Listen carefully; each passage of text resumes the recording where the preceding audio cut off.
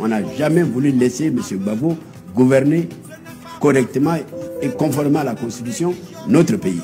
Et en 1993, oui, quelques jours avant la mort du président Houphouët-Boigny, je vous dis la vérité, vous comprenez? Oui. Il y a beaucoup d'Ivoiriens qui ne savent pas ce que je vais vous dire. D'accord. En 1993, donc, peut-être une dizaine de jours avant la mort du président Houphouët-Boigny, le président Houphouët-Boigny était agonisant à Yamoussoukro. Oui. Il était revenu de Genève et il était agonisant à Yamoussoukro.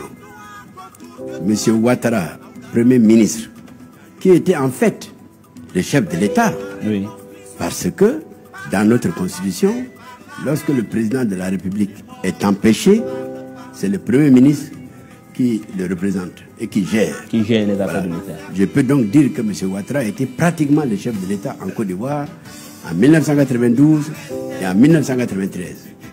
2 années où le président Houphouët-Boigny physiquement ne pouvait plus tenir.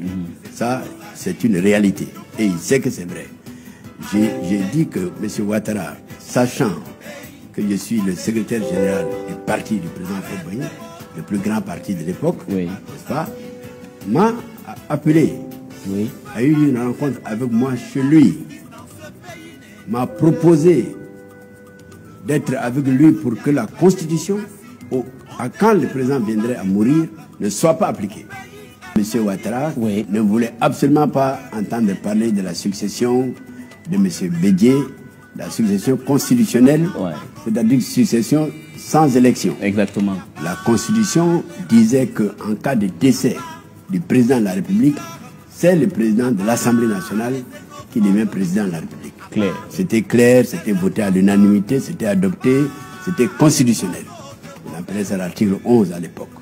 Eh bien, à la mort du président Houphouët-Boigny, le même Ouattara, qui était Premier ministre de M. Houphouët-Boigny, en relation, en complicité avec un de nos aînés, paix à son âme, qui s'appelait le président Philippe Yassé, ancien président de l'Assemblée nationale, ensemble ont voulu empêcher l'application de la Constitution. Je lui ai dit non. Je lui ai dit, je ne vois pas ce qui vous permettrait de ne pas appliquer la Constitution. Et puis je ne vois pas comment vous pourriez accéder au pouvoir sans Constitution, sans rien. C'est impossible. Donc, il Nous avait sommes toujours- restés à parler Oui, oui. de 21h jusqu'à minuit. Il ne m'a pas convaincu. Le lendemain, c'était un samedi, Oui. il m'a fait convoquer par son allié et complice, le vieux Philippe Yassé. Yassé, Oui. qui a tenté la même opération. J'ai eu le courage de lui dire, avec tout le respect que je vous dois, président, c'est non. Moi, c'est la Constitution ou rien. Vous comprenez? Oui, monsieur. C'est pourquoi moi, je suis un homme de la Constitution. Parce que je dis toujours de 2 mots, il faut choisir le moindre. Oui. Ceux qui aiment la Côte d'Ivoire ne doivent pas prendre la voie des troubles. Des troubles en Côte d'Ivoire. D'accord. Après, vous voyez, Oui, nous oui. perdons du temps. Depuis 2000, nous sommes dans les troubles jusqu'à aujourd'hui. On n'a jamais voulu laisser M. Gbagbo gouverner correctement et conformément à la Constitution notre pays.